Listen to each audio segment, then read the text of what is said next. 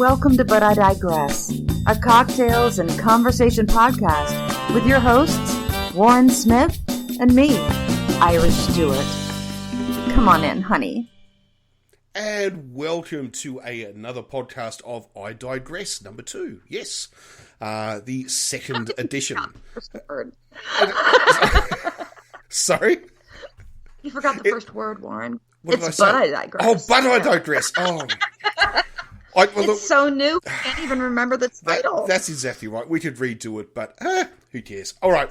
So welcome to But I Digress. I can't believe it. We're starting off well. I am, of course, Warren, and, of course, Irish. Irish, how are you today? I am fucking fantastic. How are you? That's good. Don't drink tequila or don't have... I think I'm on my third espresso martini before the show starts. Anyway, I'll put that to one side. You told me not to drink tequila? God damn it. No. That's the whole problem right now. No, I was referring actually to the espresso martinis. They're the problem. So, anyway. No, those are good. I don't drink espresso, but I love a martini of any kind. Maybe except for the one that you put the anchovies in. We don't have to discuss that, though. Yeah, that was... Yeah, anyway, we'll move on from that. That's 2020. That's 2020. It's in the past, you know. It was. You know, that shit year, happens. Last year went so freaking fast. Wait, 2020. That was 2020. Yeah. This year's almost over, okay? Yeah, I know. This year went so freaking fast. And 2020 was like the year that would never end. I think that's what it was. Because, I feel like this year just started, but yet it's already Halloween season. You guys don't have Halloween in Australia, right? No. We don't. Well, actually, we kind of do. I mean, we don't at the moment. Well, not for the last couple of years because of COVID. Like, Halloween's kind of illegal now. Last year as well. But no. But we kind of do it. I mean, I know that some of the shops, you know, do decorations. A lot of the supermarkets do. Sometimes the supermarkets will do things like free face painting for the kids. I do. Well, having in the past, What's the age cutoff for that, please? Oh, I don't know, 8. I want Princess Unicorn face painting. Yeah. Anytime it's available. So, I used to always have lollies. What lollies? What you talk candy? In a big bucket in the pantry, just in case somebody came knocking on the door. Wait a minute, Warren, I'm sorry, I have to interrupt again. As an American, I'm curious. When you refer to lollies and you called it candy, does that specifically mean lollipops, or is that the phrase you guys use for candy in general? Because I'm really curious now. It's what we would... Anything that you would classify as candy would come under the term lolly. Oh, wow. Okay. All right. Well, here in the U.S., lollies are simply lollipops, which is specifically hard candy with flavors on a stick. That's curious. Yeah. Oh, well, it's a bit like the one that always I could never get my head around was biscuits. Like, I remember hearing for years about people ate this thing called biscuits and gravy, and I thought, why would you put... And I thought to myself, why would you put gravy on a Tim Tam? It didn't make any sense. Okay, first of all, we can't talk about Tim Tams, and oh dear God, don't talk about putting gravy with sausage on them, okay? We're going to discuss this, because as a southernly raised girl and born and not totally raised in Florida, but partially raised not only in Florida, but also Tennessee, even though I did live in Minneapolis, way up north in America here, for a little bit. I am a Southern girl at heart. And let me talk to you about what sausage gravy and biscuits are. Biscuits are not cookies here. They are not. Yes, I know. It took me... I didn't learn that until I was in my 20s. Yeah. I always thought it was weird you guys called them biscuits, because I'm like, what the fuck? Because what do you call biscuits? And maybe you don't have them, which I find really sad, because they are, if they're made properly, just pillowy, like billows of goodness. They're wonderful. but they can be really dry and gross, and you have to put the right things on them. You only put real butter on them if you're going to open them up.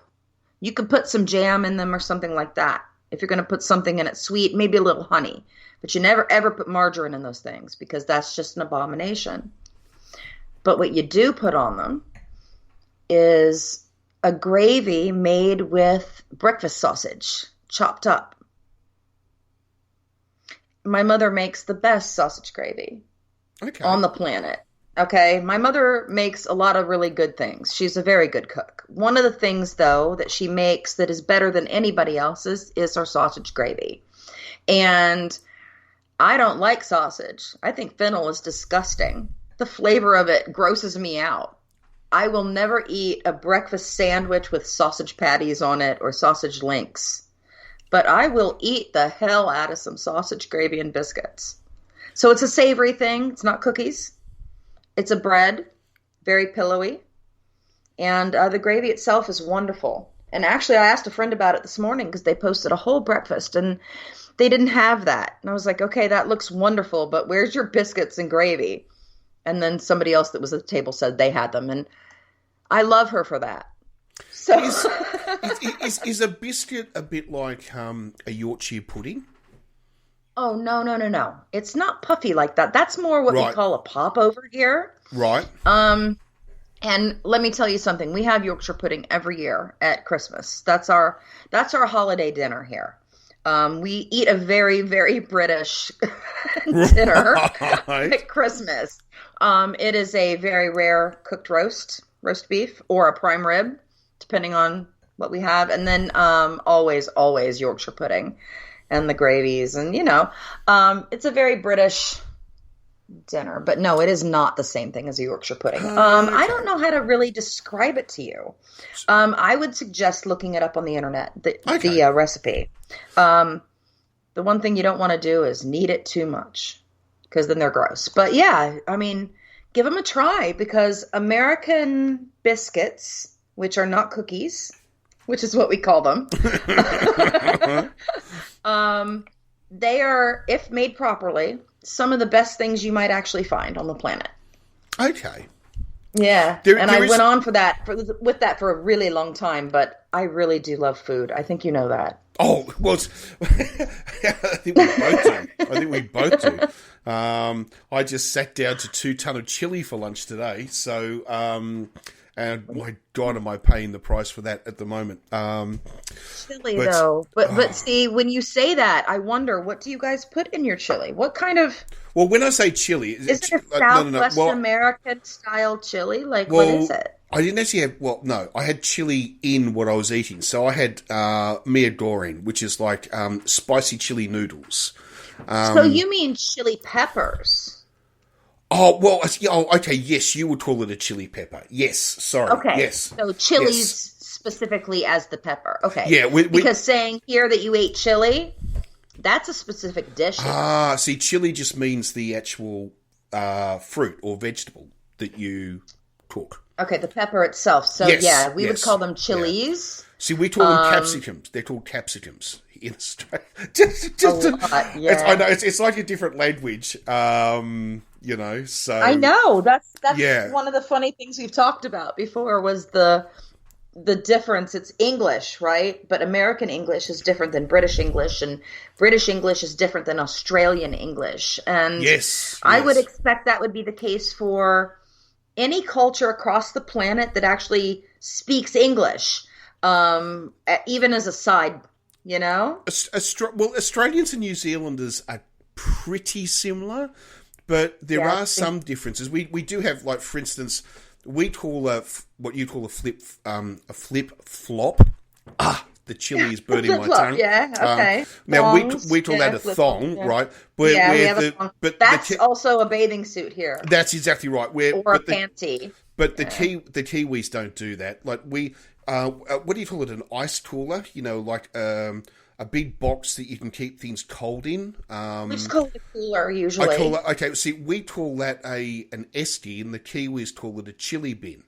So, so there are some sort of differences, but generally speaking, 80-90% of the words Australians and New Zealanders use are pretty much the same. I mean, even the concept of g'day is actually used by New Zealanders.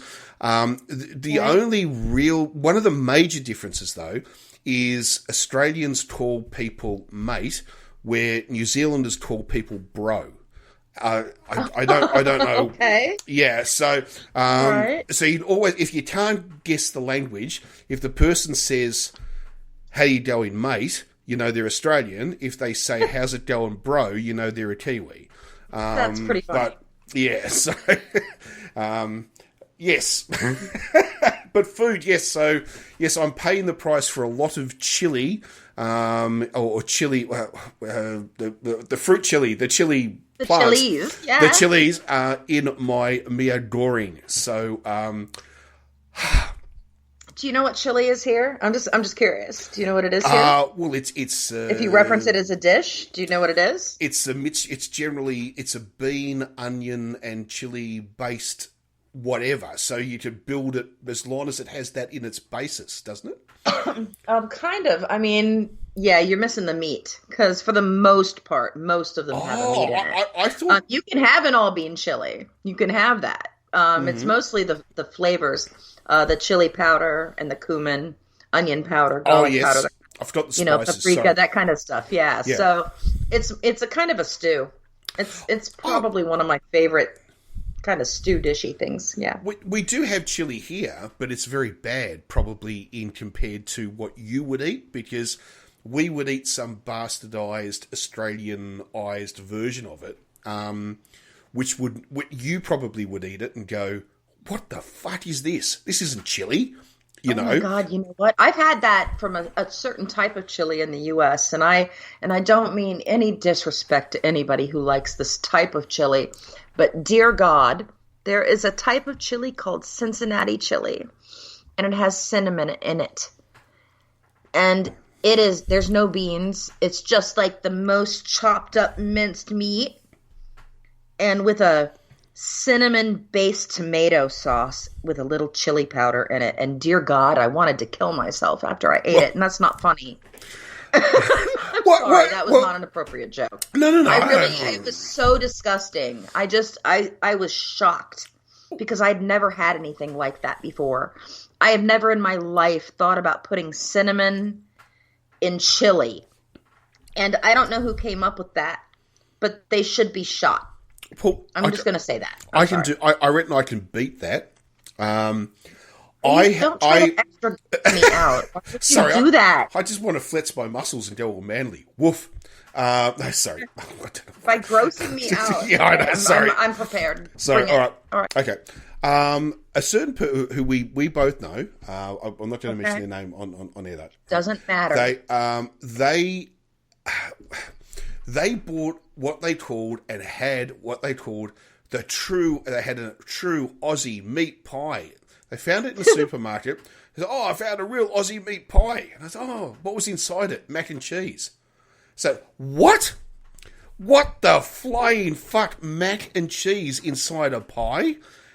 This is the most un-Australian thing you could conceivably do, right? I mean, I'm sorry. I tried so hard not to giggle on that. This is a bit like... Yeah, this is I remember when I sent you the care package as a repayment for all the lovely Tim Tams you sent me. Yes. And I sent you all those wonderful American things, and I sent you some mac and cheese, and it was the Easy Mac. Yes. Put the water in, right? And put it in the microwave. Yeah. And what did you think of that? What did you think of our American macaroni and cheese? Warren, be honest. Okay. I believe it's like Vegemite. You've got to be born to it. So in other words, I'm not saying it's bad, but I think unless you're brought up on it, I think it's a very difficult thing to get used to, because the cheese doesn't taste like cheese. It's like... No, it does not. Right? And so... but if you'd grown up on it, it's a bit like people sort of say, "How do you eat that shit called Vegemite every day?" And it's like, I have it every day. I love it. You know, it's like, but I was born to it, you know. Where, I understand. It is an acquired taste. Yeah, and so okay. I totally get that mac and cheese thing in America, but it'd take me some getting used to, though. I'll tell you that, you know. I'm just going to say, look, I can eat that disgusting dry boxed crap, but the stuff that I sent you, even though it was the same brand, there's the Easy Mac version of that. There's not even any butter or milk in it, okay? They literally tell you to just mix water in with the cheese sauce and eat it, okay? That's the most disgusting version of that I could think of possible. And not that I was trying to send you the most disgusting version, but I wanted to show you what the fuck we eat here. And I am not a person who likes those, but I will admit that my kid loves them. He loves that. Not the Easy Mac, but he likes the boxed version of that macaroni and cheese. And for the life of me, I have not been able to convert him over to a proper, home-cooked, in-the-oven baked mac and cheese like any good woman or man from the South has learned how to make properly. And I'm not going to say from the South, because I do know people from the North who know how to properly bake a macaroni and cheese. Right. But it is not the same thing as that stuff you're getting in the box. I also don't know any other country in the world where they eat it. And maybe they do in other places. No, I don't know.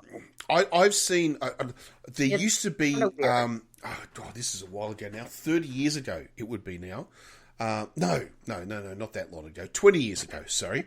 Otherwise, I was about to say, that doesn't make any sense at all, Warren. 30 years ago. No, I'm laughing because we're having a 20-minute conversation about mac and cheese right now. I know, but there used to be in Melbourne a chain of restaurants called Zampelli's New York Diners. And there was about 3 of them. And they were run by this family of Greek origined ex-New York Jews who lived in Australia. And they ran 2 different chains. One was called Zampelli's, which was basically Greek restaurants, and the other one was Zampelli's New York Diners. And the New York Diner was meant to sell traditional American food, okay? Mm-hmm. And there was a couple of things, though, that make me think that the food there was actually pretty spot on.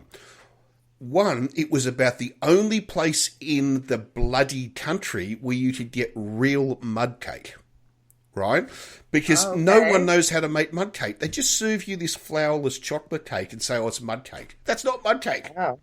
No, it is not. Mud cake, when it's cold, is like a cement brick. When it's heated up, it then becomes gooey and delicious. That's exactly right. Yes. So the fact that they had real mud cake gave me hope. And where am I even going with this? I don't know, but I'm hungry now.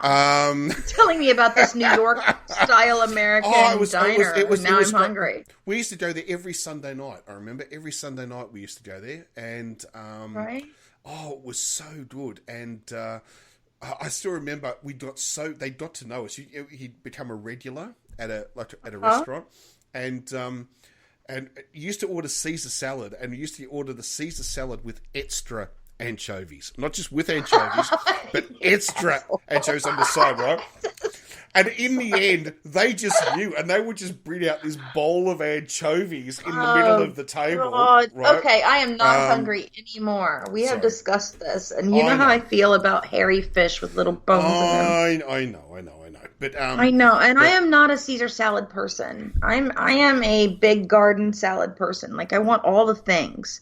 I'd rather eat a Cobb salad than a Caesar salad. So yeah, to me, a Caesar is boring 1970s fare. I'm sorry I said it. All right, let's stop talking about food. I've got some. Insulted the anchovy. No.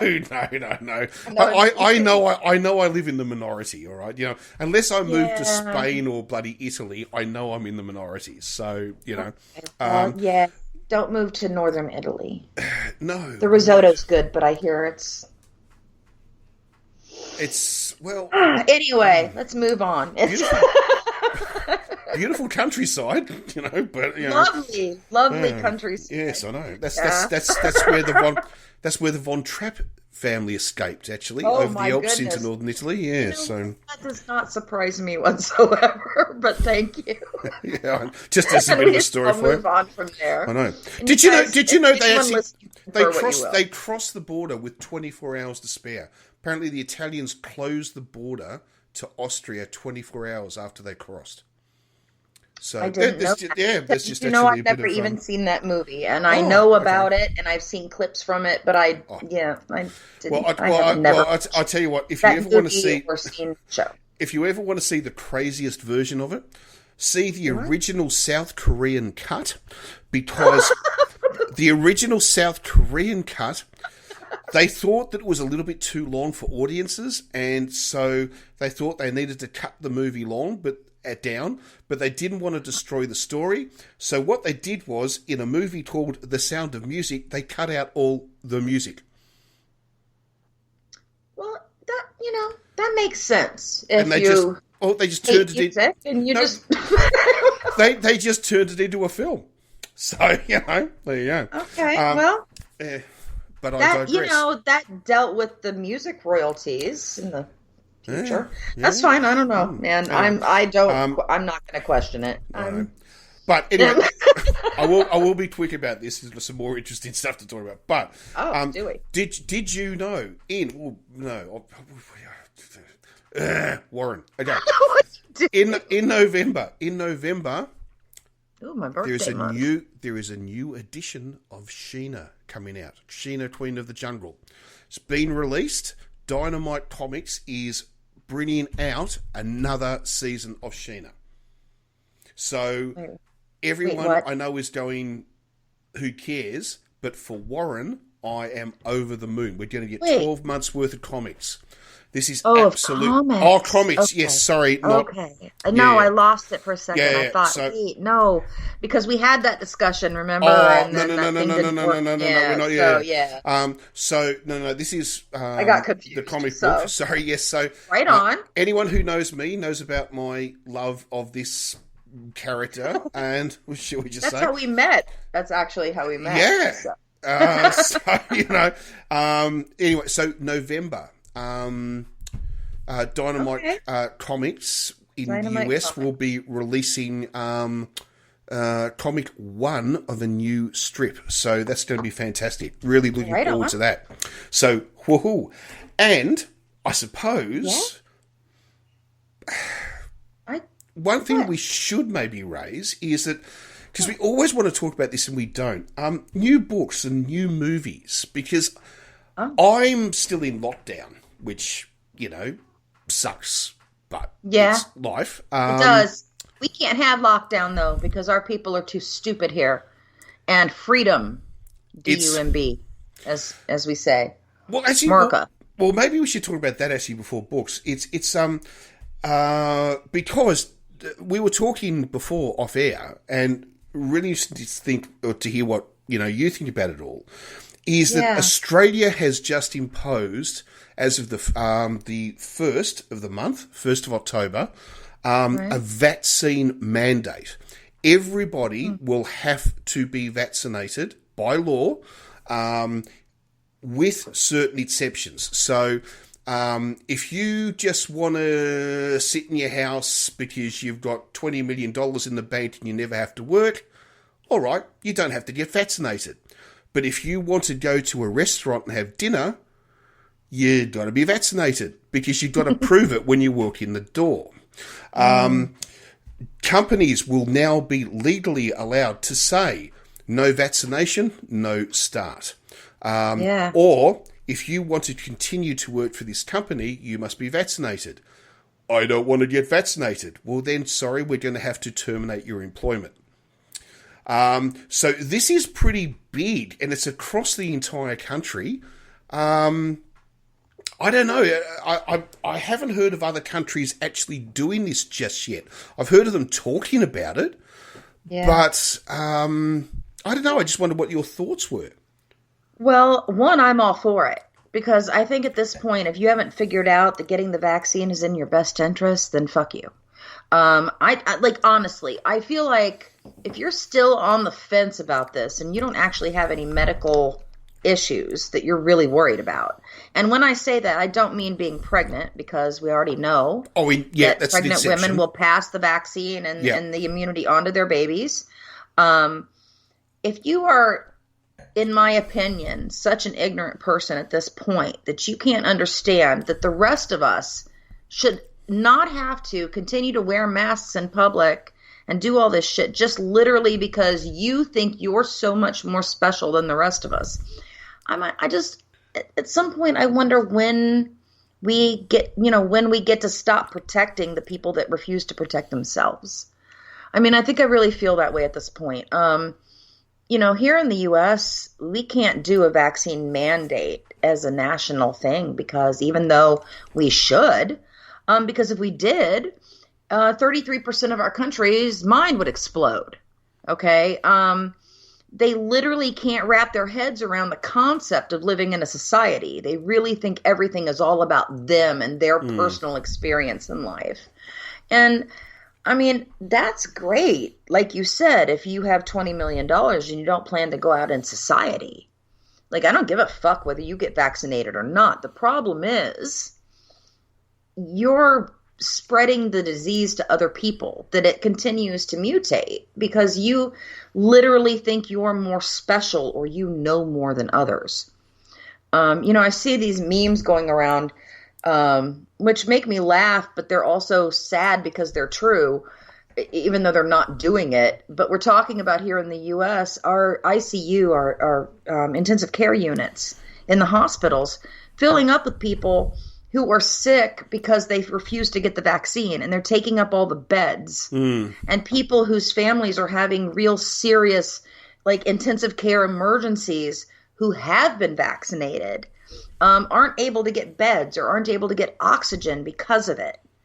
The memes are going around. The joke is now we should start triaging, that the people who aren't vaccinated, who refuse to get vaccinated, shouldn't get to go to the hospitals and take up the beds, because they've chosen to not listen to the doctors and the science already. So what the fuck are they doing there now that they're dying? And now they want the vaccine, but it's too fucking late to get the vaccine. Now we can just call your family and yell the things they're saying to you through the phone, because you can't hear them over all the machines because you're on a fucking ventilator. But somebody couldn't get a new kidney. Like, here's a story that I heard recently. There was a 24-year-old that died in a hospital, and and I don't know what the cause of death was. It wasn't COVID, but they died, and the family wanted to donate the organs, but they couldn't because there were no ICU beds for the recipients of the organs. Yep.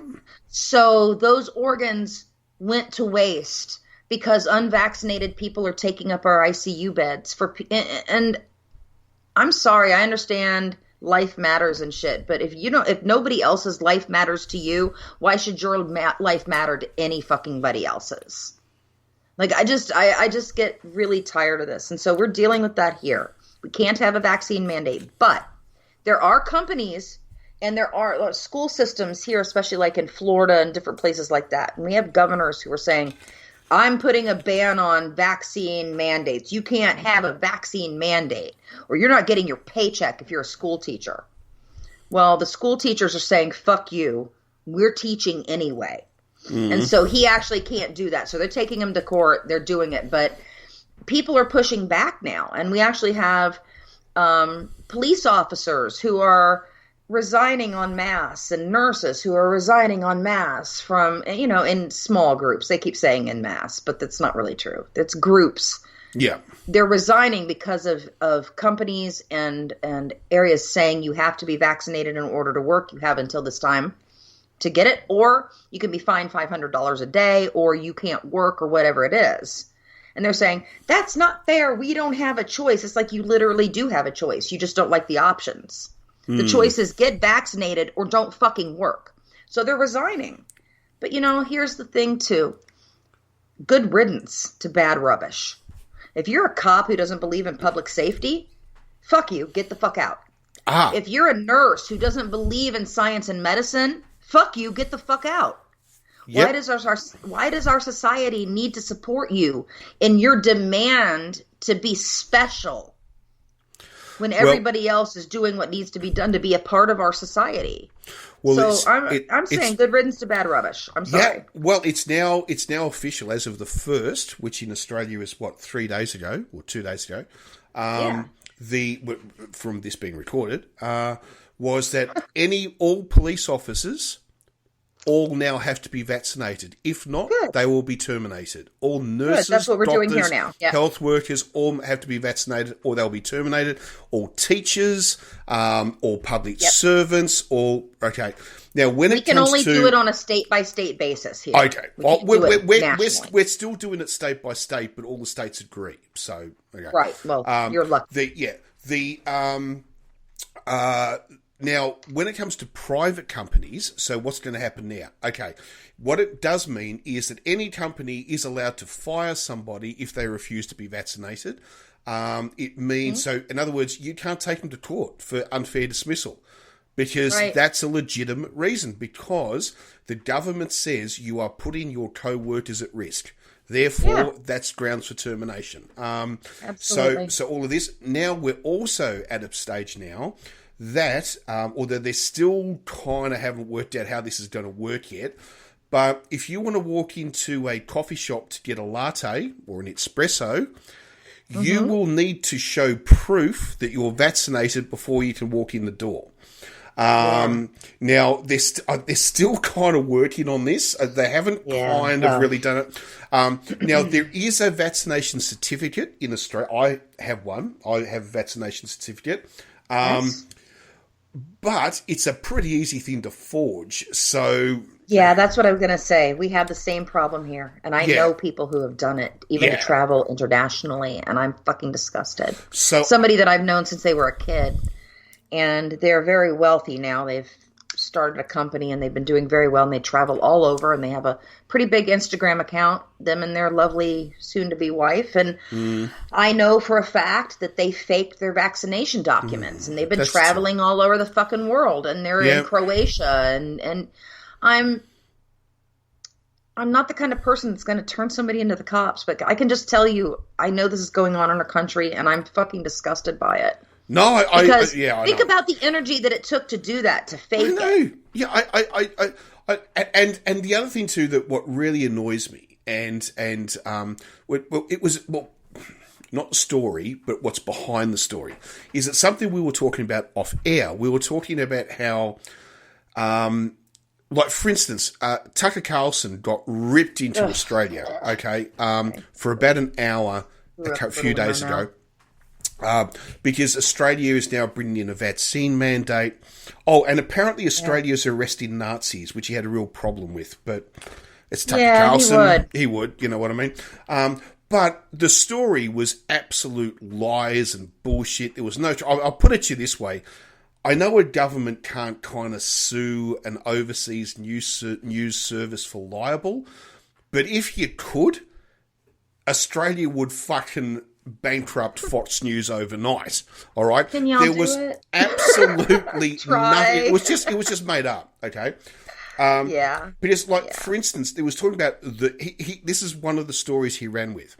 In Australia, you can be arrested for sneezing in public. Now, okay, first of all, it's the most insane fucking thing I've ever heard of in my life, okay? But you know what he based all of this off? All Australian law, all 26 million Australians, everyone is all based off...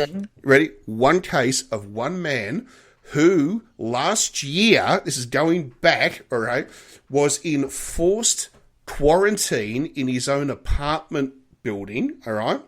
Mm-hmm. He was COVID positive. He knew he was COVID positive. He then left the building not wearing a mask, sneezing and coughing and rubbing his hands all over the handrails, the desks and everything of the apartment complex that he lived in. Went to intentionally? Well, yeah. Oh, maybe not, but still. Not intentionally, but knew what he was doing. All right. Okay, he, by law, was under quarantine, not meant to leave the apartment. He did it. Okay. He broke the Australian law. Was he arrested? Yes, of course he was fucking arrested. That's attempted manslaughter, for fuck's sake. This is like having sex with somebody if you're HIV positive and not telling them. Right? Yeah, I agree with that. Right? Yeah. This is so. But Tucker Carlson had a problem with that. Right? Well, of course he did. Because he had a problem with it because he didn't tell the truth. He told, like you said, 10% of the truth, and then the rest would just fucking follow to his narrative. They only tell you just enough truth to make sure if you research it, and I say research with air quotes, that you'll say, oh, this one thing they said was totally true, therefore everything else must be totally true. Yeah. And here's the other one too. There were riots over the last couple of weeks in Sydney and Melbourne in Australia, and to a lesser degree Perth. Now, that was true. There were some big riots, actually. Full-on riot squads, horses on, tear gas, fucking people shot with rubber bullets. It was full-on fucking Northern Ireland stuff, right? So, yes, it was pretty serious. Were there a lot of arrests? Oh, fuck me, there were thousands of arrests, okay? But who were the people who were all arrested? Fucking neo-Nazis. Thank you. Neo-Nazis, all right? So, now, these people demonstrating were not mum and dad who were concerned about their civil liberties. No. Yes. These were neo-fucking Nazis trying to... It's a little bit like the head of the CFMEU, which is a trade union movement, all right, who, it must be said, a number of their members did get involved with it, and that was fucking disgusting, all right? And even the union movement have come out and have said, we are disgusted by the actions of some of our members, right? We really are. But they said, we must point out, when you look at 2,000 people... There were probably 200 of those who were union members. The rest were fucking neo-Nazis, right? Yeah. So don't blame us for what they did, right? But here's the really good thing about it all, out of those riots. The bad thing is, one, that they happen. Two, they become super spreader events, okay? Yes. But there's a good thing that's come out of it. And that's because the neo-Nazis proved to the general public, and that's what's really important, who they really are. They went in Melbourne. You guys do that there.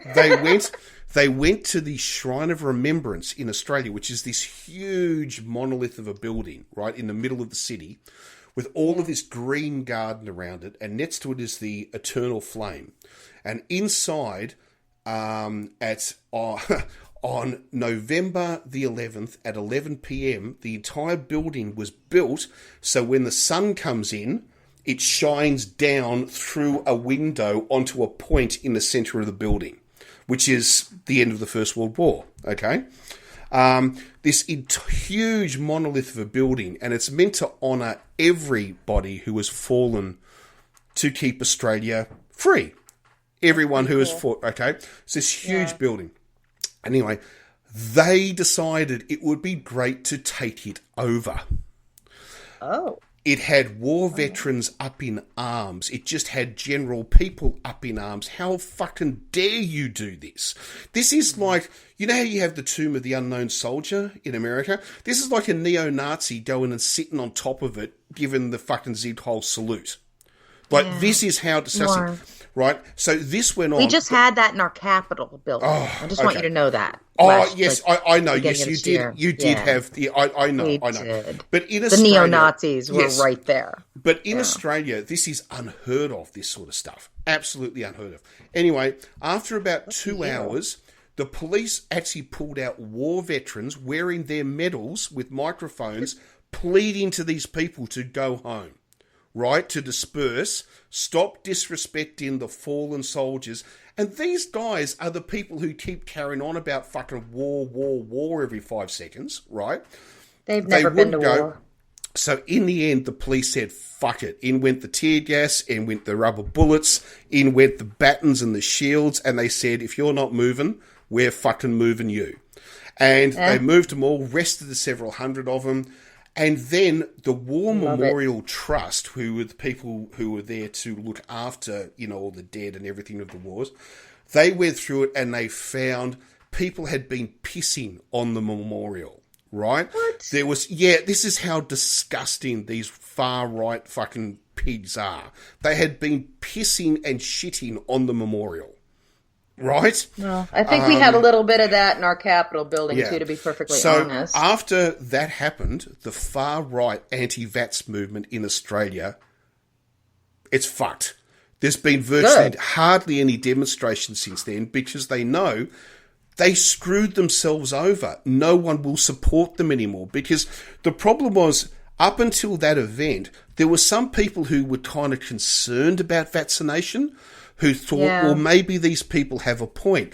When they saw them do that, they immediately went, fuck that, I'm going to get vaccinated. Well, so they actually did more help to a degree. Do you know what I mean? I mean, that's happened. We've had some of our airlines, they said they were going to start firing people. All the people had to be vaccinated that work for them. And if they weren't by this point, they're going to start firing people. Well, at that point, apparently 60% of the people who weren't vaccinated got vaccinated. And apparently just a few of them have had at least one shot now, and only a few of them haven't and have quit. So for the most part, if you tell people, look, it's your job, get vaccinated or you don't get to work, for the most part, most people here will do it. But we have a terrible, terrible right-wing anti-vax problem here, and it's not getting any better. Let's be honest. To give you an example of why I think Australia is going to be all right, is that some statistics came out, right? Now, after these riots, these far-right anti-vaxxers, okay, they have their political parties who support them, parties like One Nation and United Australia Party and the Liberal Democrats. Now, here's the thing. At the moment, by the end of October, Australia should hit 80% vaccination. That's over 16 years of age, right? Okay. Should hit 80%, all right? It is believed that by early next year, maybe February, because there will be some slow people who sign, eventually sort of go, all right, okay, they'll come on board. That will probably actually by that time hit 90% over 16 vaccination, right? Now, Australia's on track at the moment to be, or it's not there yet, we've got a bit of time to go, but the highest percentage vaccination country in the world. And although we had a slow start because the government fucked everything up, but that's another story, all right? Now, but here's the thing though, right? Those parties like One Nation under Pauline Hanson and United Australia Party under Craig Kelly and the Fat Controller, Clive Palmer, these are the percentages of the votes that they get at elections, okay? And this is party preferred, remember, because in Australia you get your first vote and then you get your second and then you get your third and your So this is how many votes they end up after everybody's vote has been cancelled. So this might include 7 votes per person, right? Not just one vote, but 7. Okay, you ready for this? United Australia Party, Clive Palmer and Craig Kelly. They're our real pricks at the moment. 3.4% of the combined vote. And remember, voting is compulsory in Australia. So everybody voted. So that's not 3.4% of 50%. That's 3.4% of 100%. Of 100%, basically, right? Okay, right. Except for the 2 douches that wanted to pay the fine. Okay. So, So One Nation under Pauline Hanson, they're another far-right anti-vaxxer party. They got 5.4% of the total vote, everything thrown in. You ready for this? The Greens by themselves, this is by themselves, who are the exact opposite of these far-right nutters. Yes. Just the one party by themselves got 11.4. Oh, well, that's lovely. The Greens are a joke here. Okay, so what I mean is the Greens are along with the Libertarians here. Okay, yeah. But what I mean is that these far-right fuckwits are not going to be taken seriously. Like, the general public are not listening to them. They're just taking noisy. them seriously. Yeah. They just want attention. Yeah. We have the same problem. And I've ranted for too long, so please. We should take a break, because I want to talk to you about those books. But honestly, I've got to get something else to drink. When I say that, I don't mean tequila, because I'm not having any more of that. No, that's good. And I have ranted for too long, and I'm sorry about that. But I kind of wanted to get that. Be sorry for. I wanted to get that off my chest, because I've heard some of these stories coming around the world from, Australia is the new Chinese dictatorship in the way, and it's and I just wanted to put things straight. That I told you what my kid heard. It was stupid, and I was like, "What?" I'm glad we talked about it. Honestly. So that's all good. Anyway, I've had my say. Let's move on to more fun topics. We'll be right back. Yeah. And we are back. That was a very timey-wimey TARDIS-y type concept. Is it the same day? Don't even know if it's the same day. Anyway, yes, we're assuming it is. All right. In Florida, it is. Yeah. Yes, it is. Sorry, bad joke. All right. Warren, you've moved away from your microphone. I didn't hear your bad joke. Oh, sorry. Yes. Naughty Warren. Warren has a habit of looking around and not facing the microphone. Sorry about that. Yes, I know. All right. Yes, hey, I've got an interesting story to tell you, and yes, and it's one of these freaky stories, and I'd be fascinated to know if you have sort of experienced the same thing, or if just anyone listening has even even though we just record our conversations to a degree, but we know people are listening. Some people are, although some weird ones too. I saw someone in Spain actually listen to this show the other day, so believe it or not. Hola. Yes. That's pretty much my... I can say, cuando te toque sentí la vibración del amor. I can say that. Well, there you go. I'm sure they'll listen again after that. I don't know whether or not that means anything. Wait, cuando te toque sentí la vibración del amor. I think it means when I touched you, I felt the vibrations of love, but I don't know. Y'all could tell me if I'm wrong. Cuando's always something I remember from a song, so I was like, cuando. Or that's one. But that phrase I just said, it was from a song too. A Menudo Oh, there song. You go. Oh, okay. All right. It was Cuando te toque sentí la vibración del amor. Yeah, it's not. Let's not sing it. Okay. I did. And let's not ever do that again. Okay. All right. Let's change the subject. Let's go back to where we were. By all means. Okay. So let's say, freaky stuff. Freaky. Whatever. Yes, freaky. All right. So I had a situation. In fact, I had several situations that I noticed started to happen earlier this year. And that was that I found that I would be in the kitchen and I would be doing something, and suddenly, just out of the back of my mind, and I'd turn around and I would see a shadow pass by the door that links the kitchen to the living room. Like not a shadow so much, but the light would change. It would go from light to dark and then back to light again. Like a shadow had moved past. Yes. Right? And I was like, no, don't be silly. And then this would happen several times more. And it would happen quite a lot. And to the point where I started to just ignore it because it was happening so much. But I kept in the back of my mind going, what the fuck is, like, I don't understand it. Until a couple of weeks ago, I realised, because I bought a smart TV earlier in the year, okay? The smart TV has a what do you call it? A screensaver on it. And when it changes from the different photos and everything on it, it changes the light ratio within the room. And so if you've got a very light picture, and then you go to a very dark picture, you suddenly get a shadow come across the door, and then it goes to the next picture, and then it lightens up again, and the shadow goes. So, Warren, so my question to you. There was nothing fucking weird about it at all, but I couldn't work out why this shadow would pass by the door all the time. And it was the screensaver on my television.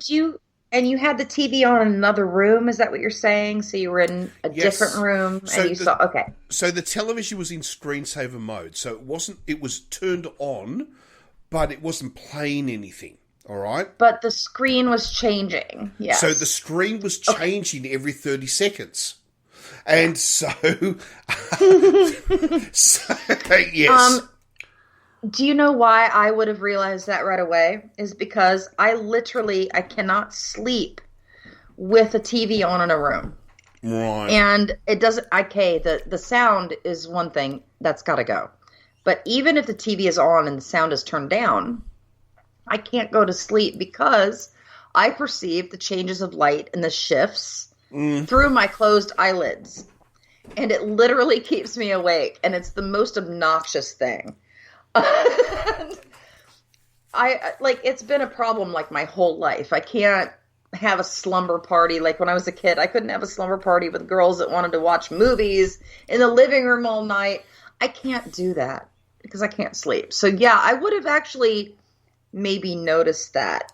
But you saying that though, I mean, you thought it was maybe supernatural? Because I know that's not something that's in your wheelhouse for the most part. Although, we've made some progress in that area. We have. Yeah? Okay, Warren has gone from 2 years ago being, ghosts don't exist, it's all bullshit, just fuck off. 2, I don't necessarily think what you're saying is true, but I'm fascinated by what you say and I'd like to hear some more. Oh, is that where we've gone to? Is that I think you might be mentally ill, but I'm willing to listen to the rest of your story? No, that's not what I meant. No, that's not what I meant. That's not what I meant. What I mean is I'm much more open and accepting to all of this stuff. Right, and I don't just switch it all off as being bullshit, or anything like that. I have changed. I mean, at least you don't immediately come out and accuse me of it. No, but it's you that's changed me. That's the thing. You yourself have changed me. You have turned me into someone with a much more open mind than I used to have. It's so wrong to give women the opinion and the thoughts that they can change men just from their own speaking. Because I think we know that's not necessarily true, but I do appreciate you saying that you're more willing to listen now. Because you and I respect each other. We've been friends a long time, and we had a discussion earlier about that. And I do feel good about the fact that even though it's not something that I'm not going to say you haven't personally experienced it. I'm going to say this is the weird in the things you have personally experienced, you weren't necessarily willing to just say, "Hey, it was this thing." Okay, and I get that, and I appreciate that because I think a little healthy skepticism. I mean, I am a huge cynic, and I think anybody who knows me as a human being knows what a huge cynic I am. I have become way more cynical in my older age than I was as a youth. I have also become more liberal, which people told me would never happen. I was told I would become more conservative as I got older. I was like, you know what? That's literally the opposite of what's happened. But yeah, I am willing to accept that maybe some of the things in the past that I had thought were possibly supernatural maybe are something that I misinterpreted when I wasn't being quite as specific and careful about checking it out. However, that being said, there are certain things in my past, and we've talked about that, experiences that I've had that I literally have no explanation for other than it's just something I can't explain. And I don't know after hearing about the stories that you necessarily disagreed with that statement. Although No. Okay. My attitude has always been that what you believe is what you believe. I never, ever believe that... No.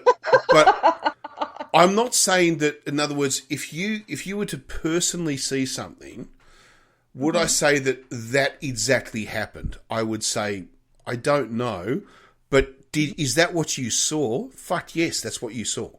I would never. People believe that they see. You know, like anything you tell me, I'm never going to argue with. I'm never going to question because I know you too well to know how honest you are, and I trust you so much. No, I trust you so much that I know that what you're telling me is true. Do you know what I mean? There's no. Well, I mean, sure. Like, I mean, you accept that I believe what I'm saying is true.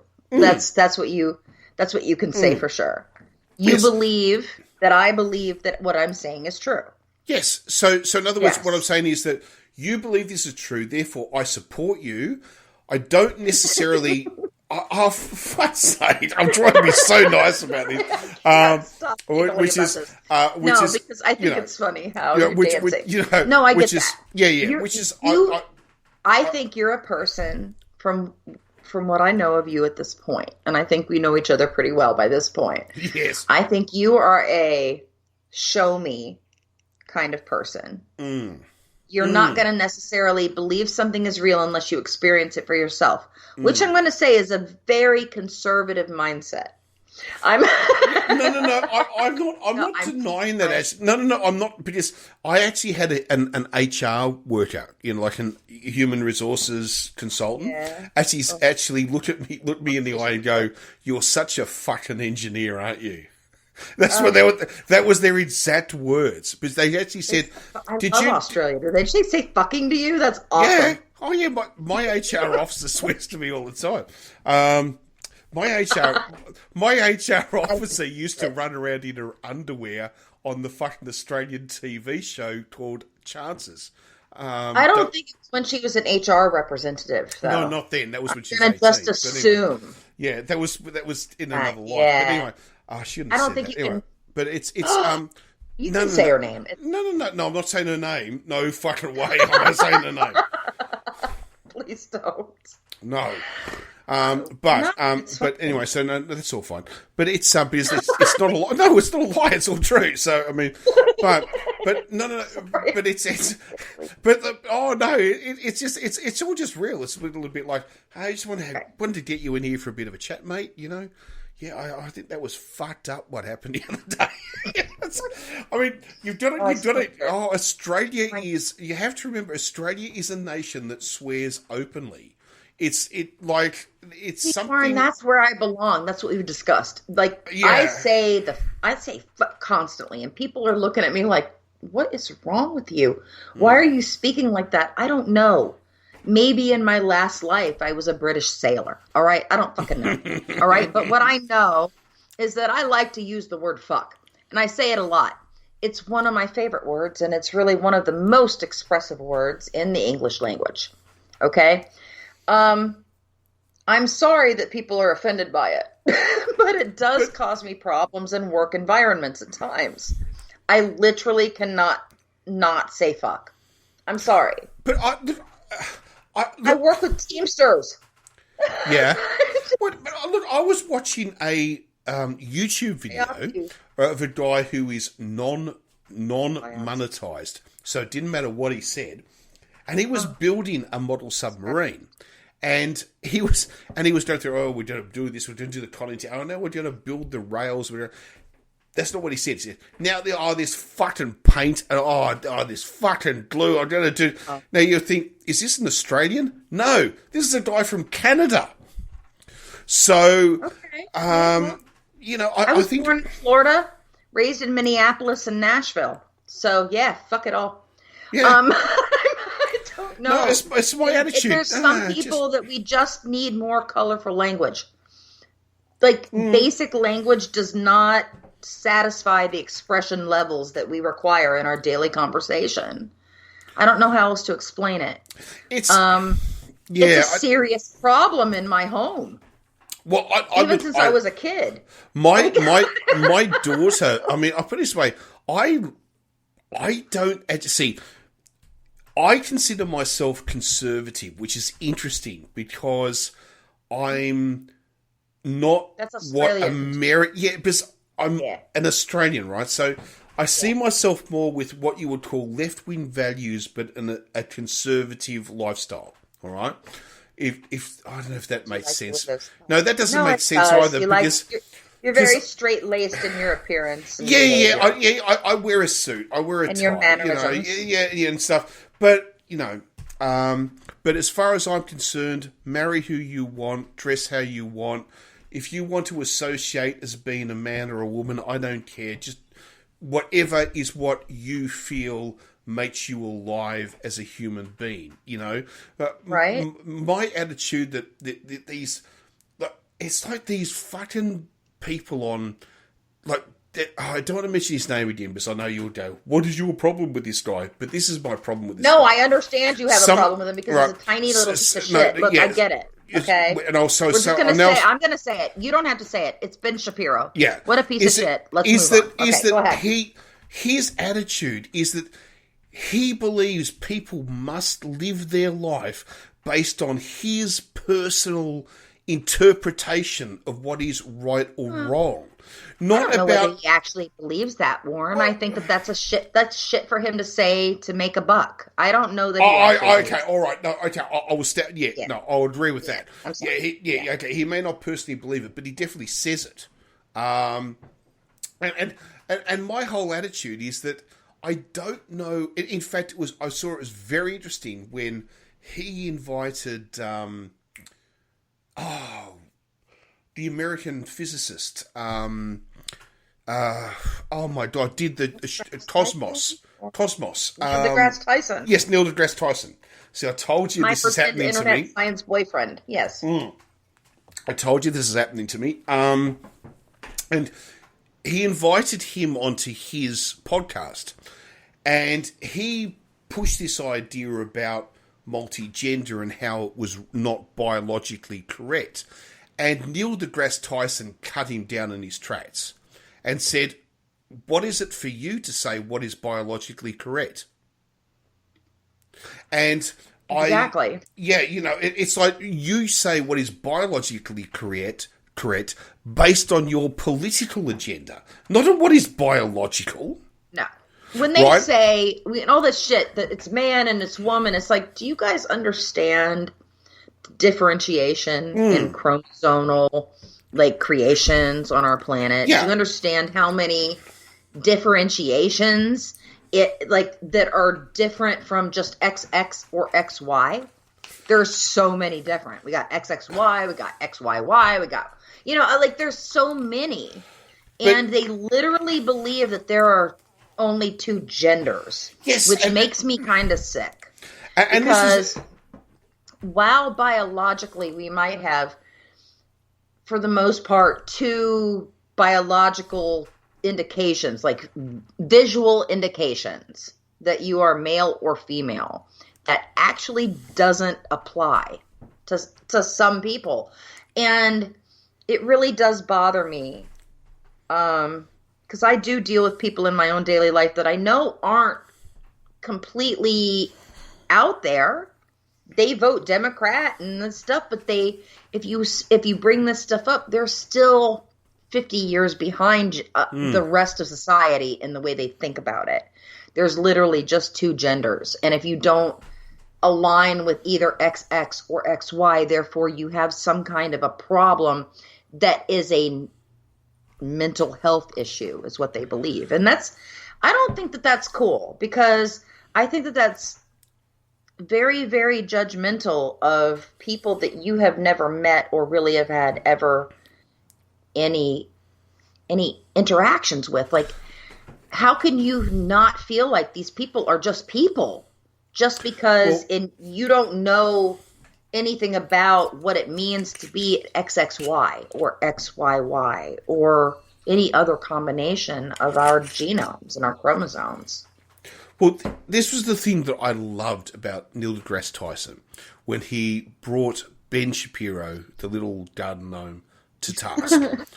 And that was that he actually said to him on his podcast, and I do actually have to salute Ben Shapiro in one way, because he did put it to air.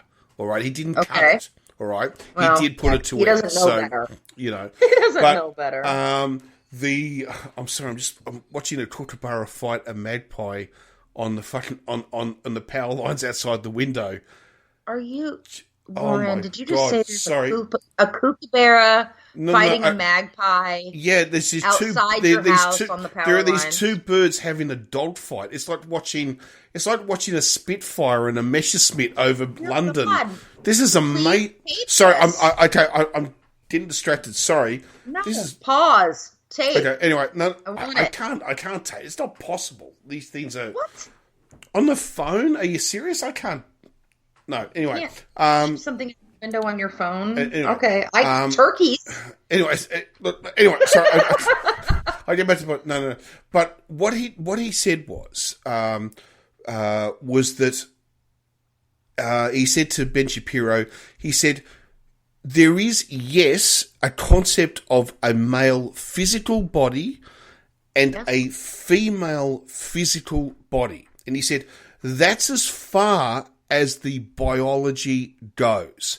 He said, anything else from that point on has to do with the brain, which means your concept of what is a definition is not correct. Because you're dealing with the brain, and you're saying that the brain is saying X or Y or Z or W or Z or... And he said, that's nonsense. That's absolute nonsense. You have decided what's right or wrong. The body hasn't decided. Nature hasn't decided, right? And if you want to go to a grand design, God hasn't decided, right? It is you have made the decision. And this idea that because of a physical shell, so if you really believe that, then you're saying every single human being must think and say the exact same thing.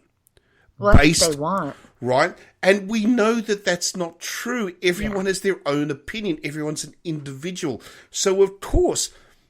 Ben Shapiro's just sitting back going, oh, fuck me, I shouldn't have had this guy on my show.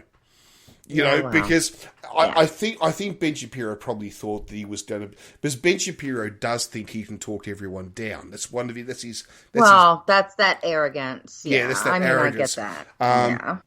And the problem it's undue arrogance. And the problem is somebody he's got I'm just gonna say, and I apologize to anybody who might be offended by this, but not really. He's got a lot of tiny dick energy. That's what I'm gonna say. Ben Shapiro. Oh fuck! Man. He's a gardener. Yeah. He's got a 2-inch penis, and basically. Well, that's not necessarily. Look, listen, okay, that was unfair. Have the biggest dicks on the planet. You're right. Okay, I know. I know. Sorry, that was unfair. That was not called for. I'm sorry. Tiny people don't necessarily have tiny. No, it's actually not about that. There are actually people with serious medical, and that's not a fucking joke. No, when I say tiny dick energy, I mean, yes, he probably physically has a tiny dick. And also, even if he didn't, his whole brain and his whole vibe just screams, I have a tiny dick. That's literally what it is. So I'm just going to say that. My whole attitude is that I think this sums up Ben Shapiro, right? He believes that... yes, you did, but I was just going to give you a real story. But yes, you did. No, give me a real story. A real story that actually sums him up. Yes, but yes, I agree with everything you just said. Do not apologize to me for agreeing with me. Is that Ben Shapiro believes that anyone who wins a doctorate at university, who earns that fucking title from what is a doctorate? 10 years of fucking study to get it. By the time you got there, memorize some shit. Right, should not be allowed to call themselves doctor. All right. Right. Now, why does he believe that? He believes that because in the case of an emergency, like a car crash, it will confuse people about whether that person is medically qualified to treat you. Now, here's my point to Ben Shapiro. I don't believe that Dr. Van Lee of the University of California, who attends a car crash, comes in with a giant sign behind them that says, "I am a doctor." Right? How the fuck is this even relevant, Ben Shapiro? Right? It's all but why is it relevant to Ben Shapiro, and why is it such a big issue? It's because the President of the United States' wife has a doctorate. That's all it's about. It's about nothing more than she calls herself doctor. That's all it's about. That's it. End of story. That is his problem. Now, if that person was a Republican, he'd be fine with it. Now, to me, you now are no longer legitimately a political commentator. If your problem is about calling yourself doctor based on doctorate versus what political party you support, you're not a relevant commentator anymore. You're a piece of shit.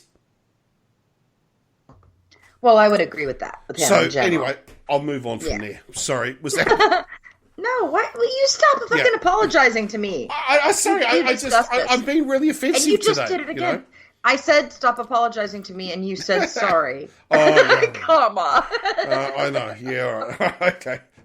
Just I thought women apologize too. No, maybe there's we've been taught to apologize. Hey, Australians and Canadians have done a bit of a... I don't know. Maybe it's some Canadian is fucking slipping into my thing. I don't know. Oh, that's good stuff, eh? But it's good stuff, eh? Or you should listen. Look, I know we're gonna. Oh no, yeah, no, go on. Sorry. We're gonna wrap this up in a minute, but we talked about earlier about mentioning some books that we've been reading. Yes. So I did want to take a second to mention something that I've been reading. Well, it didn't take me that long to read, but I've read it a couple times because I thought it was so interesting. It's a book of poetry, and it's actually by somebody that I follow on Twitter and follows me back. And I don't think they have a ton of followers. But with the notes and everything, the book itself is only 61 pages. But it's a really interesting subject. So I want to tell you guys about it. And it's called Proof Something Happened. And it's a book by an author named Tony Triglio. And he is from Chicago.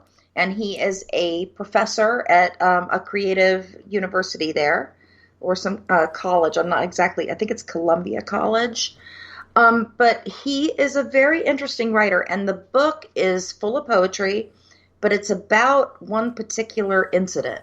And with this being the Halloween season, although this isn't particularly spooky per se, it is in the kind of paranormal realm. So I thought I'd mention it. It is about the entire book. All of the poetry is about the original abduction story from UFOs in the United States, Betty and Barney Hill. And the incident where they had reported being abducted by aliens and by a ship. And they had been later hypnotized in some regressions in some of their accounts. So the accounts of what happened to them are used by the author to create poetry based on moments, like lines from their actual regressions, these moments that happened. He actually wrote poems about these lines and these moments from their abduction experience. And I don't know how to explain it to you any other way. I'm going to read a review from the back of it, just kind of because maybe that's going to put it together a little bit. Tony Triglio has plucked an early incident of ufology from the margins of 20th century cultural history, Betty and Barney Hill's close encounter, and created from a variety of documentary sources, an originally and highly resonant work of contemporary poetry. That's not the entire review, but I'm just going to tell you, I haven't bought a lot of poetry books. In the past, I had a very specific book of poetry that kind of encompassed tons and tons of stuff. It was from the 40s that I got when I was a kid. And I was kind of obsessed with that entire book of poetry so much in the notes in the back that I really didn't branch out too much. But when I saw this book, I bought it, and I can tell you, I was fascinated by it. The imagery is fantastic. So I do suggest, if anybody enjoys poetry and you enjoy ufology at all, the Betty and Barney Hill story, I do suggest it. It's by Marsh Hawk Press. And you guys can find it. So I'll post a link if you guys are interested, but I do recommend buying it. It was actually really enjoyable. Yes. I'm fascinated by this stuff. You know how I feel, but it doesn't mean I'm not fascinated by it. I want to suck up every bit of information. And I mean, I have an opinion of one. The poetry is a totally different question, because I trust you, because I know, you as an author, you understand literature. So it's going to be good. But literally, I mean, to me, what was really interesting, I think the most interesting thing about the whole thing is that I've heard the story of Betty and Barney Hill my entire life. Okay. Many times on shows and different things. And, my grandfather was super interested in UFOs and the face on Mars and all this stuff. And it's not like this stuff was out of my wheelhouse, but you know what was really interesting to me is that this person took this and thought, I can write poetry based on one or two lines of a hypnosis or like regression from this incident, from these people.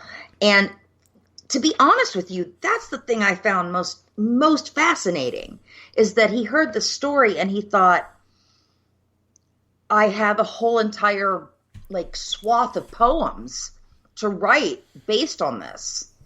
And as somebody who has forever tried to write lyrics and poetry, even though I've written prose and haiku, I am not that kind of writer. I am an excellent writer and dialogue and really deep scenes that make people feel things. I'm not great with one-liners. I'm not great with comedy, but I can make you feel some stuff. But this one blew me away. Just the concept behind it. The poetry is amazing. Really cool person, too. Very interesting person. So, I mean, I just, if you guys get a chance, it's worth the money if you get a chance. And I will post a link. And that's all I'm going to say about that. Tony Triglio proves something happened. I'll tell you, that's amazing. I still remember the only piece of poetry I've ever written was when I was in my last year of high school, right? And senior school, as we call, but you call high school. And I still remember I had to write a poem as part of my final, thing. And I don't remember much, but I do remember writing a poem which had the line, and I don't know, I'm kind of proud of this, but you might laugh at it, right? But it was all meant to be about, because you remember this is the 80s, nuclear war is imminent and stuff like that, right? Yeah. And I think the line in the poem was, it was meant to be about where we're at, and it was something like, oh my God, now I'm kind of on the spot, but I think it was not a pane of glass left in Europe, so no reflection can ever be seen. And now, I don't know if that makes sense, but the idea of nuclear war, that every pane of glass in a building is shattered, we can never look back at what was. Or at yourselves at those moments either. it was, deep, and I thought that was actually a really cool line. If you know what I thought, that was actually Hey, at least really it didn't say cool something line. like "fire burns as cold as ice." All right, that would be like, yeah. Come on.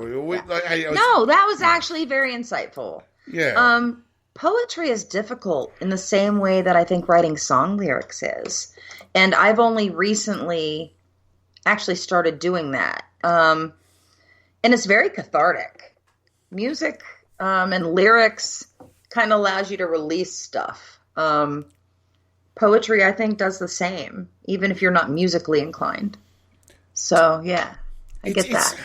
Yeah, it's well, this is, I was going to bring, actually, I'll bring up a point with you, if that's all right. And that is that I just read a book, which I'd never read before, but I grew up as a child loving the film. And that was Where Eagles Dare by Alistair MacLean. Okay? And I love it, Alistair. And it's a cool name, isn't it? Alistair I love MacLean. It. Yeah. I don't know, I love it.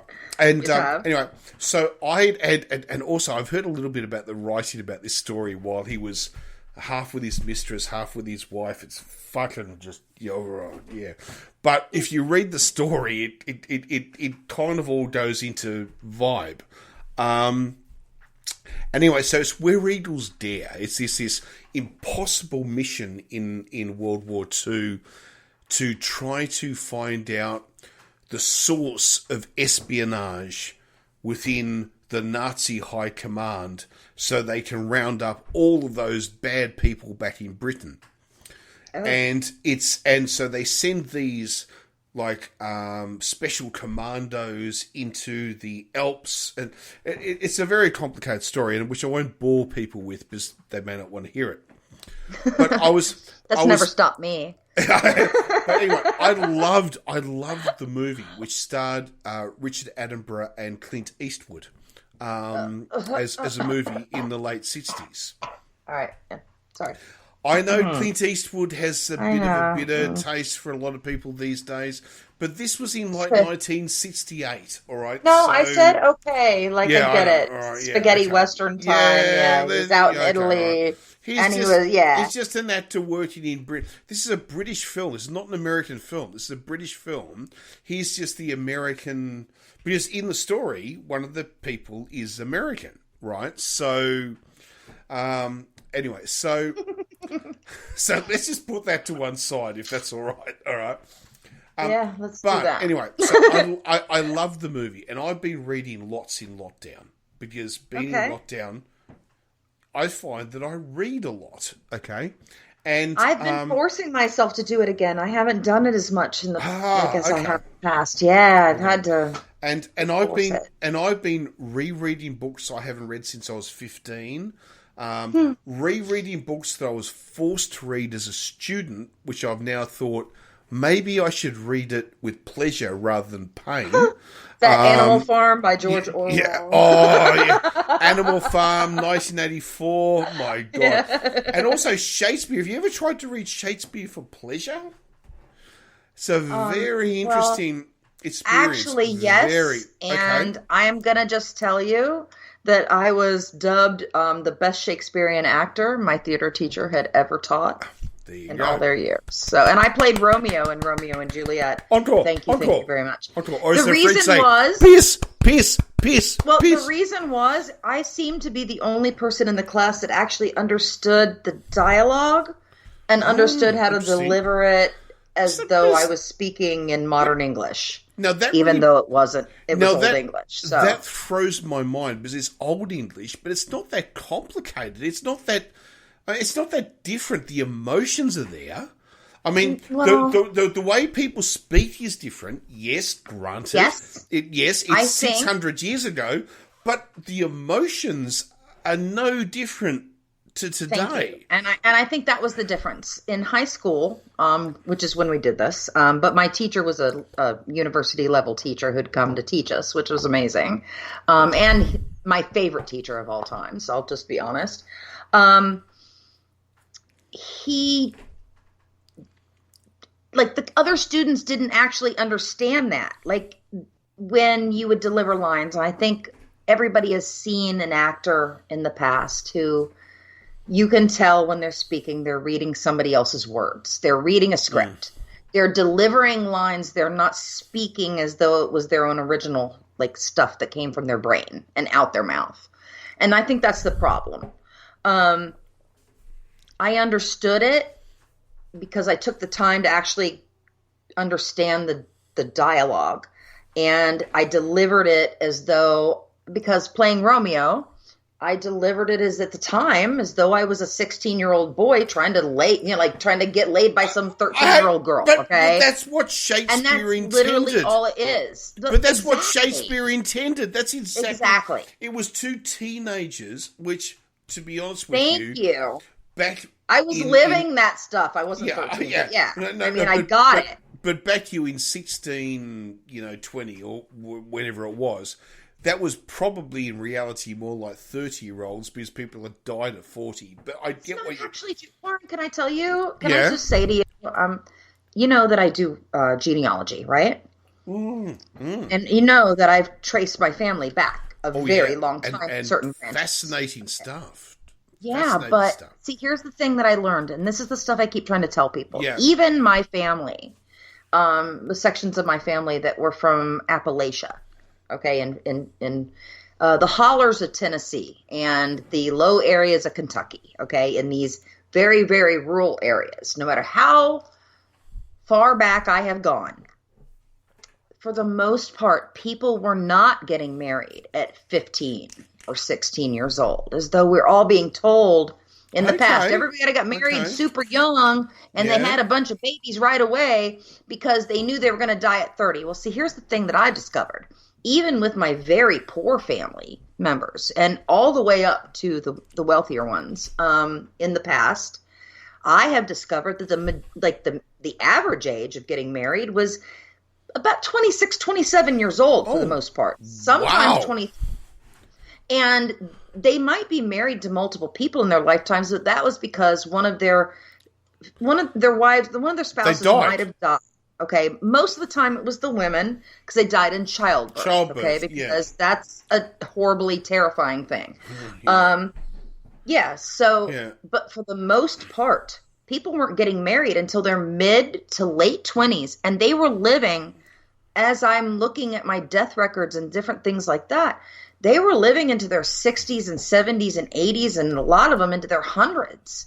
So I'm not actually sure where these ideas come from that our ancestors 100 years ago or 200 years ago were dying off in their 30s and having 15 kids because they got married at 13. It literally wasn't happening. Not even in the back fucking woods of Tennessee, where some of my family is from. And let me tell you something. Those people were dirt farmers. Okay? Although remember, Shakespeare is still 200 years before that. Exactly. But what I'm saying is not that kids don't fall in love that early or get lust, because we do. I think we all know that's the case. But even the story of Romeo and Juliet, they weren't getting married. All right? They were over the top dramatic. They couldn't stand to be away from each other. And then there was a misunderstanding. People fucked some shit up because they did some crazy stuff. But here's the thing. Because Romeo and Juliet, West Side Story. Yeah. What's the difference? Right? Well, I don't. It's basically the same thing, but I don't think in West Side Story. It's two families. No. It's two. Forget about the age. The white family. That was more about racism. Okay. Yes, that's who's coming to dinner. But remember, racism. That's white people having to accept the fact that people of color actually might fall in love with one of their kids and have babies with them. You know what I found? Mixed people make the prettiest babies. I'm sorry. First of all, anyone who knows my history, marry and fuck whoever you want, all right? And if anyone... fuck, that's a bad word. Marry or love whoever you want, all right? Sorry. Why would I care? Right. My attitude, if I have to hear one more fucking concept about race, if I hear one more person talk about fucking race. And I'll be honest with you, this is not actually a left or right issue, because I have heard some people on the left talk about this shit, which I have a problem with. I'll be honest with you. I have heard some people talk about this on the other side, which I've had a problem with. My attitude is just marry whoever the fuck you want. Love whoever you want. Have children with whoever you want. You will have the most beautiful babies. And just mixed babies are so beautiful. No, just, you know. I will say this, like, every mixed kid I've ever seen, they had both the best aspects of both of their parents. Because, it was like, oh my God, why are you so beautiful? I feel like it's the way we're supposed to be. Like, just mix it up. We'll all be one beautiful golden people then. There was a show back in the early thousands in Australia, which was like Pop Star, you know, where people have to, you know, audition and all the crap. Like American Idol and shit. Yeah, it was kind of like that before American Idol, right? Yeah. And I'm sure there was probably an American equivalent, you know. There was a country version of that, and I'll tell you about that in a minute. Right. And I still remember there were these two sisters, and they were on the show. Two sisters? Yeah, two sisters, I think. And they were on there, and everyone said, "Oh, you're so beautiful." And then they met the parents, and there's one Indian, one white Australian, right? Yeah. And they were these mixed, and they were saying, and this is the thing, it's like, do you know what? You mix it all up and it's more beautiful. And do you know what? That's the whole concept of the world. Let's not give a fuck about who is black or white or love the wine, not the bottle, right? Exactly right. Just mix it all up and it's all wonderful, you know? I think that's the thing. Like, I was a little bit older, not older, but in my 20s when I think I realized that I was actually just attracted to a person and not who they're outside for the most part. Yeah, don't get me wrong. I like attractive people, but sometimes I find people attractive that you wouldn't think that I might find attractive just based on when you look at me. People judge me a lot. And we've discussed this, I like a lot of things. So I think it's surprising. Yeah. But I was older when I realized it. And it's not because it wasn't always natural. It's because I think society made me think that I had to be one way. And when I wasn't totally that way, it made me go, oh, maybe I shouldn't say anything because that's weird, right? And then later, when I realized it was okay, it still wasn't quite okay with like all of society. So I had to tell people that were close to me, and they were like, I don't know how to feel about this. And it's like, well, I don't know what to tell you because this is just who I am.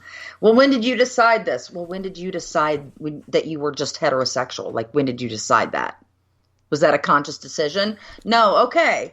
So maybe we're not always just black and white, right? Some of us are mixed. So, well, but I say that as mixed, but yet I don't have a goddamn bit of melanin in my skin.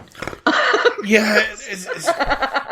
We are melanin challenged in my family. Well, so am I. I'm a mixture of British that came from France and I'm Swiss that came from fucking German. Yeah. Oh, sorry. I didn't get any Swiss. Sorry. I've got one relative who is fucking Jewish Spanish, which is thrown in. That's my only fucking married him, which is my only. So it was so funny with my son when he was very little. We had a casting and we needed a doll for it, and my mother actually had gone out and gotten it because I used to work with her in casting, and she had gone out and gotten this doll. It was like 3 feet tall, not quite 2.5. It was like a doll that was almost the size of a toddler. And you could hold its hand, and if you walked with it, it would walk with you, okay? So it was a cheap doll, but it was tall. But she was beautiful, and she was black, okay? She had beautiful dark brown skin and big brown eyes, and she was so beautiful. Well, after the casting was over, Noah was a baby, and she didn't know what to do with the doll, and I'm like, I'll take it. So we took the doll. and we named her Athena because goddess of wisdom, right? So we put her in his room, and he, at the time, was basically like the size of her. He was eye to eye with her, and he loved her. He was like, she was his favorite toy for the longest time.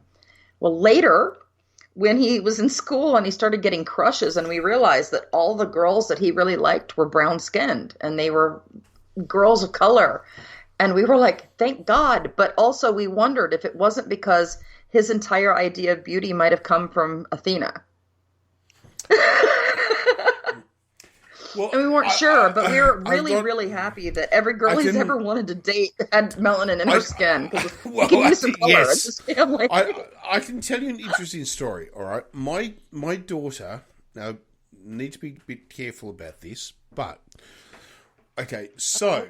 say things you need to be careful about, Warren. No, I actually really need to just go slowly and be careful about this. All right?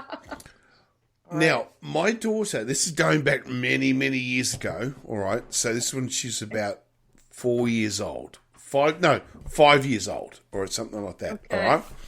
So there was this doll that she was fucking, there was this mother thing that you had to empty the nappies out of. I don't fucking know. Oh, but, Baby Alive. Yeah, that was probably what it was. Right. Yeah, I totally got one. Yeah. All right, so... right, and anyway, she wanted one, and we were talking in the car. I still remember this, but she was in the back and I was in the front, and she said, I would like to get this doll. And I said, well, that's fine. We can, all right, that's all right. We'll go and have a look. She goes, but I need the white one, not the black one, because the black ones are bad. Oh no! And I thought, you hear that? And I thought, well, hang on a second. That's not you. That's come from somewhere, right? Somewhere, yeah. Children don't think things like that. And I suddenly realised this is traced back to the childcare, right? Because we all have to work. Children are in childcare, right? Okay. Yeah. And I realised, oh my God, this is. This has come from childcare. Coming from somewhere. Because this is the other kids saying, you can't have the black one, the black one's bad, right? And I couldn't realize. And anyway, and then I said, and it was a little bit later, I said, all right, we're going to go and buy this doll, right? Yeah. And I said, now, you're 100% sure it has to be this one, because you said it has to be what you called the white one and not the black one. And I understand where you're going. You're trying to figure out where that came from. Because it's lighter and the other one's darker, right? And I said, but that Dad's girlfriend. No, sorry, that was not a Freudian slip. That was Scotch, all right? Right. Dad's girlfriend is Vietnamese by birth, which she was. Yeah. But she was. I remember you talking about her. I've dated two Vietnamese girls in my life, and I don't even know how this is. But at the time, so Vietnamese, right? But you're like Daddy's girlfriend. No, she was Australian, right? But she was born in Vietnam. But she had browner skin, So she had brown skin, brown eyes, and so forth. Jet black hair, zero fucking hair, which my sister always said, fuck you, I've got to shave my legs, why the fuck don't you? Anyway, that's another story. Yeah, that's another story.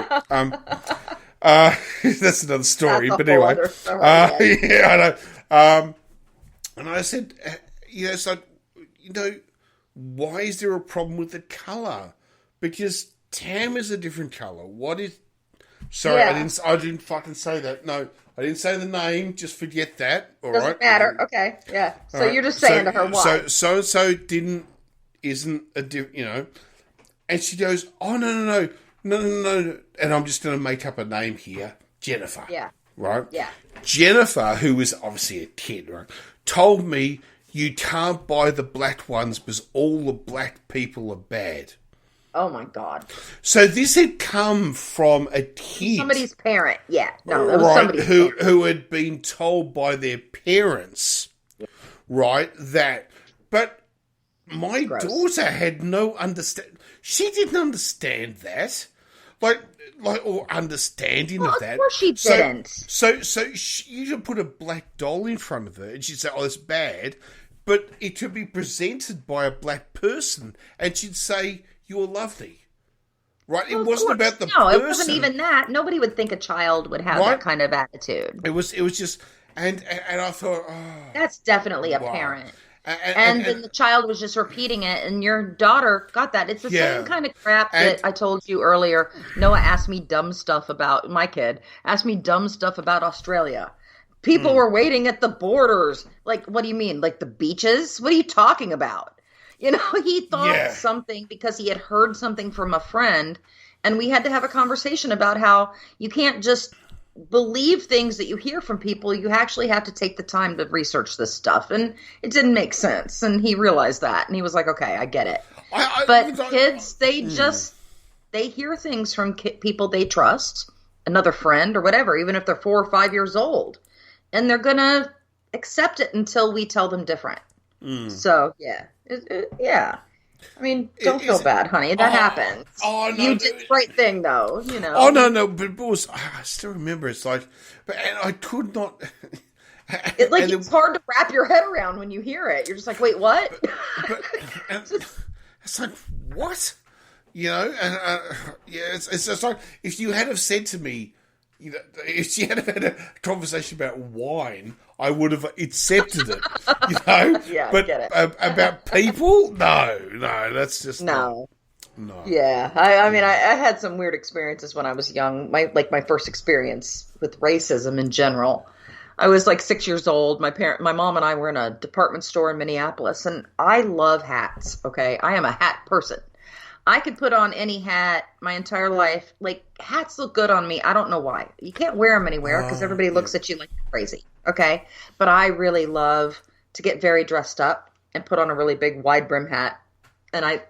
So I was a little kid. I'm like 6 years old, and I'm trying on hats in a department store. And my mom had stepped across the aisle from me.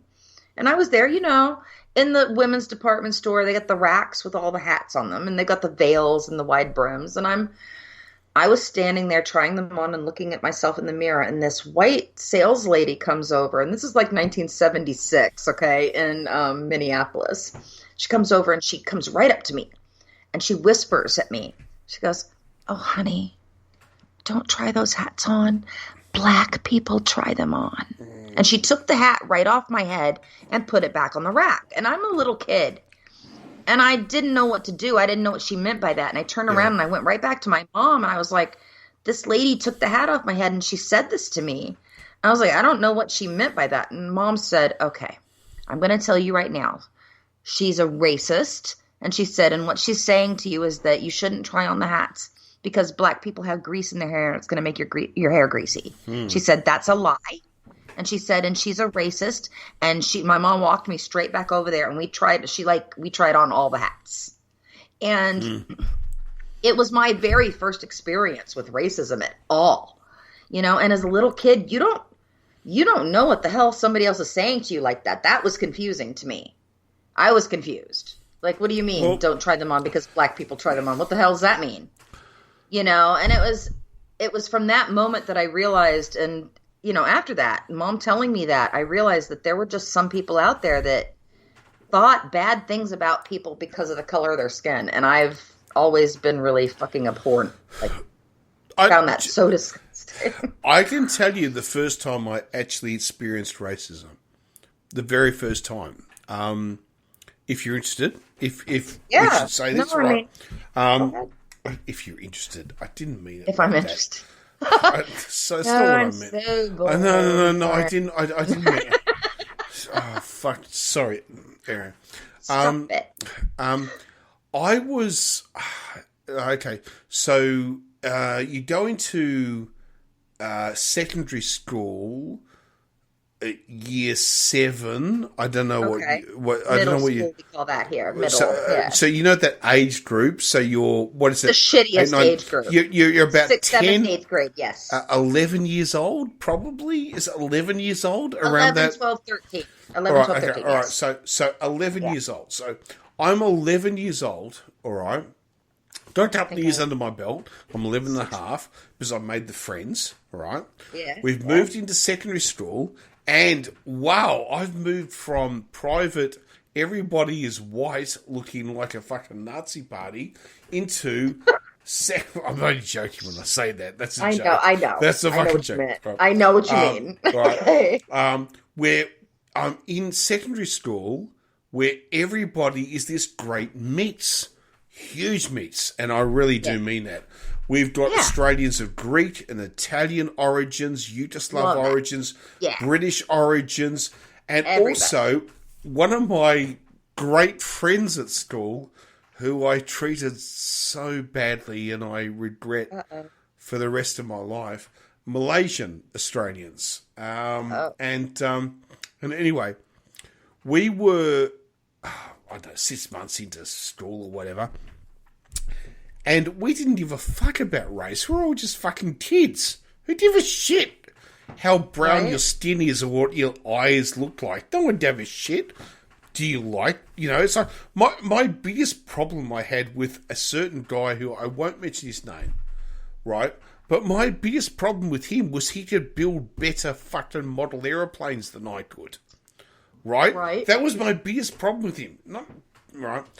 We're in the CBD, which is the centre of the city in Melbourne, and as young kids, like 11 years old, all by ourselves, this is kind of a big deal. Do you know what I mean? This is our real kind of idea of freedom. Like there's no adults around, and we could just your first kind of taste of it. Well, it's kind of we could disappear. You know what I mean? It was kind of like a big deal. Anyway, we were there, and we went to watch a movie, and I can't even remember what the fucking movie was. But we also had to do we had to go to all of the different hobby shops. And this has nothing to do with the story. Fuck me, Warren. Okay. Warren. Okay. We were in the city. I was in the city with my friend, with these other friends, right? And these people came past and they went, because he was of Malaysian descent. Yeah. They put through some very, very, racist, ugly taunts. Yes. To this guy, right? Yeah. And we were there, and then we, as the same age, and mind you, the guys who did it were a lot of us. They were like fucking 18, right? They were adults, okay. And we went back because, of course, at 11 years old, you don't know fear. Do you know what I mean? You just take on the world. You just say shit, And we went back, and we literally have a go, mate. We're going to kill you. And we said, you want to take on our fucking mate? We're going to fucking kill you. Warren, you fucking... You were 11. And we fucking... You were 11 and they were 18. Right? That is the tiny dick energy. And we raced across this street, right, against them. And they just fucking went, what the fuck? And just ran. Well, I mean, honestly. Right? That's like Children of the Corn coming at you. Right? And there's these 5, 11-year-old kids fucking racing at them with the intention to kill them. Right? And I suddenly just sat back and realised, hang on, is that what racism is about? It had never dawned on, it had never actually dawned on me before what racism is. Why would it? Right, and being suddenly somebody telling me that's what the dumb thing that lady said to me was mind blowing to me, even as a 6-year-old. Yeah, I can imagine. At 11, you're just like, wait, what? Yeah. And I still remember us running across Swanston. Not Swanston Street. Burt Street. If anyone knows Melbourne, We just fucking raced across. The trams were running and we just raced across and said, "We're gonna fucking kill you, cunts!" Like, fuck all, it was quite serious. We were there. It's like, we were gonna fucking kill you. And it was like, but we were 11 years old. I mean, how serious, right?